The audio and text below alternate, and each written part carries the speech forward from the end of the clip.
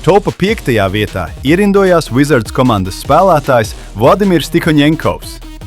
Ar spēcīgu pirmā tempa uzbrukumu pa 5. zonu, jaudīgi, precīzi. 4. vietā lieliska spēle aizsardzībā no Kristīnes Pačkajevas. Viņai izdodas izcili precīzi piespēle Rūtai Maksimovai, kas gūst punktu. Crowd goes wild. Topa 3. pozīcijā ierindojās Gunta Andersone.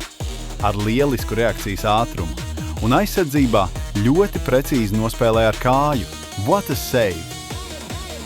Topa 2. pozīcijā Kristaps Liepa, demonstrējot lielisku atlētismu, veic rezultatīvu bloku ar vienu roku. Neticam! Un šoreiz topa augšgalā Bandava komandas spēlētājs Jēkabs Bērziņš. Pēc komandas biedra nesekmīgās serves uzņemšanas viņš neapjūk un skaisti izvelk bumbu no pretējās laukuma puses. Tas ir līdera cienīgs sniegums.